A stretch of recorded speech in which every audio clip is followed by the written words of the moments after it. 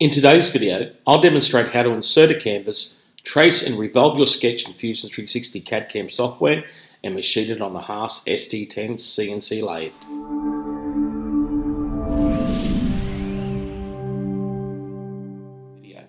So the very first thing you need to do, guys, is actually go to Google Images and find a design that you like, and that's the one that you want to copy here today.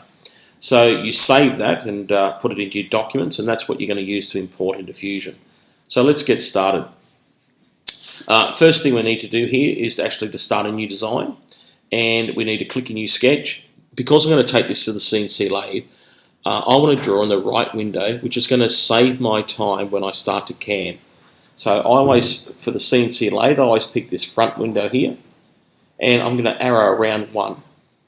Now, my handle, I know the dimension of my handle. So I roughly want it to be 100 millimeters long, so that's about 4 inches by 1 inch in diameter, which is about 25 millimeters. So I'm going to start a rectangle, click a center rectangle, and draw out from here. So it's going to be 25, which I said is roughly about 1 inch, and 100 mil, which is roughly about 4 inches. And hit enter.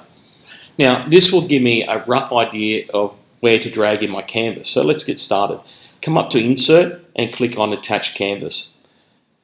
Pick the face that you want to attach it to. So I'm going to pick this sketch here, and this is going to give me a rough idea of how to size it. Bring in my canvas by clicking that button there, and here's the picture that I downloaded earlier, the JPEG. Click Open. Now, in here, I'm just going to rotate it to get it in the right orientation before I start. And I'm going to play around down here. I'm going to scale it a little bit to fit. So I'm going to scale it 1, and in the X I'm going to go 1.25, and then I'm going to just drag it out here a little bit and try and put it in manually approximately where I want to get it. And I'm happy with that. Maybe I'm down a little bit too low. I'll just bring it up a little bit there, and I'm going to click OK. So you can see now that it fits within that sketch first rectangle that I drew, so I know I'm going to be right. I'm going to click Stop Sketch, and I'm going to start off with another sketch now, guys, okay? I'm going to click New Sketch. I'm going to click this front window here, orientate it around. In my previous one here, I'm going to turn off that previous sketch so I don't have any background lines interfering with what I want to do. You can see when I turn it on, that's still visible. I'm going to turn that off. Okay, let's get started on this. Click the sketch drop-down icon, click Align, and the first thing I'm going to do is draw my center line across here, and it's going to be 100 millimeters. Tab, Enter. I'm going to drag that down out of the way.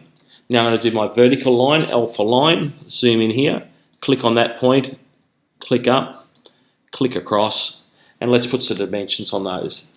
This one here is going to be 11 millimeters. This one here is going to be 11 millimeters.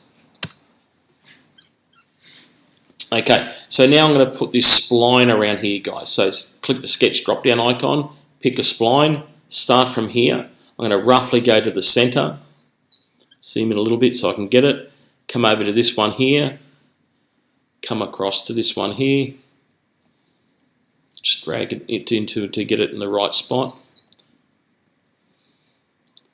and around we go.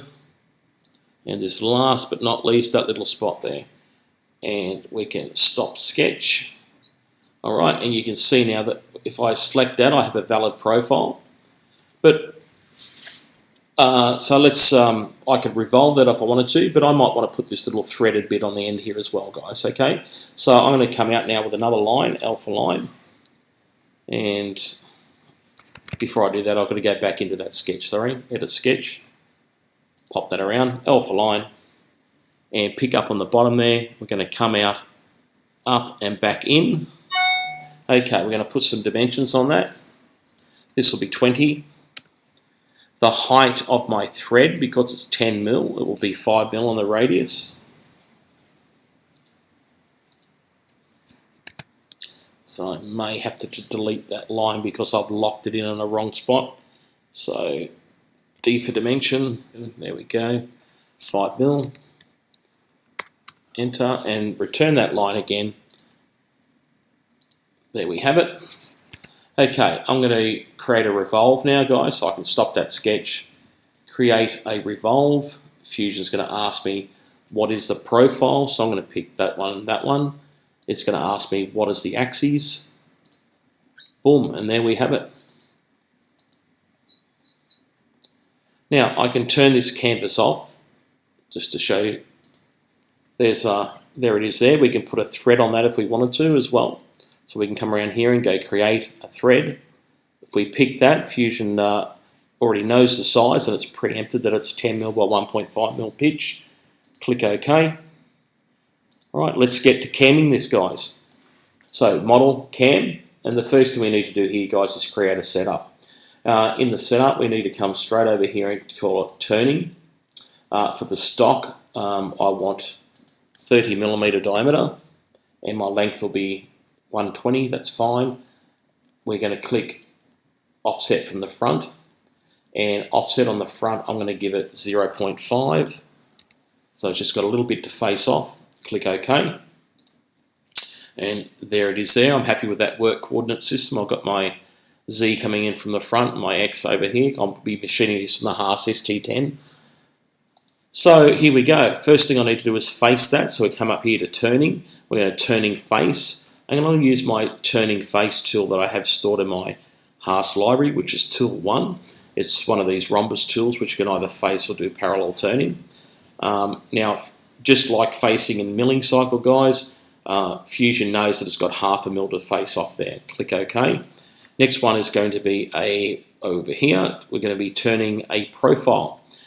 Now, because of this big relief here, guys, I'm not going to use that roughing tool. I'm going to go pick my finishing tool straight away. Now, if I had a left-handed tool, I'd use that, but I don't have one in the turret in the machine at school, so I'm just going to use the finishing tool. And what I'm going to do here, guys, is tell it in the next one here, it's going to ask me at the back, what do you want? So model front will be stock front. At the back, I need to change that because I can't get into here to do this operation at the back here. That'll be another operation. So I'm going to pick selection. I'm going to pick that point there. Right up the end here on the second tab in here for the finishing pass, step over 1 mil there. I'll want to turn that down a little bit and make that 0.25. And the same goes up here on the third tab, fourth tab down here. Sorry, I was in the roughing passes. So they're 1 mil. Now, this is a finishing tool. And that's probably a little bit aggressive for this finishing tool because it's got a very sharp point on it. So I'm going to turn that down to 0.25 as well.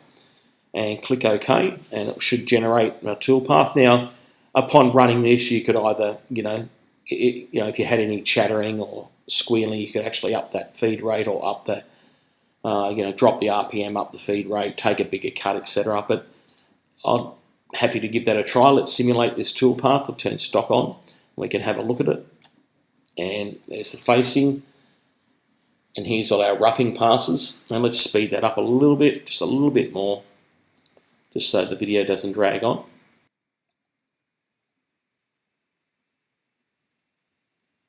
And let's move this up a bit for the final pass. And the simulation just have to catch up to it. And there's the desired shape.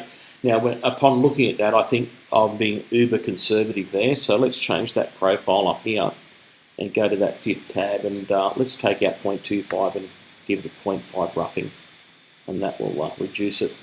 Okay, guys, now I don't, let's jump over to the machine and machine this. I don't have my camera here today at school, so I'm going to just shoot from the tailstock end with my iPhone. But anyway, we won't get too much machining, but I'll have some manual machining as well to show you. Okay, let's get into it. So let's step inside the CNC workshop at school, and there's the Haas ST10 Lathe.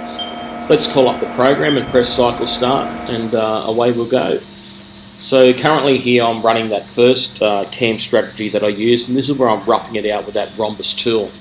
And I'm approximately taking, I think, 0.5 mil depth of cuts and running at about 0.1 or 0.15 millimeters per revolution. We changed tool now, we've gone to the finishing tool and taking those finishing cuts. I had rest machining turned on, so I didn't have to waste time machining. It followed straight on from that roughing strategy. Now I took it out of the hydraulic chuck and put it in the manual lathe, and here I am linishing it. It was pretty good. The Haas did a good finish straight off the tool, but I wanted to get it a little bit smoother, so I just wrapped a bit of linish paper over it and gave it a bit of a rub, and it came out quite well, and I roughed out that other end. Now, the problem I had was actually turning the end of it, and you can see how I did it here, guys.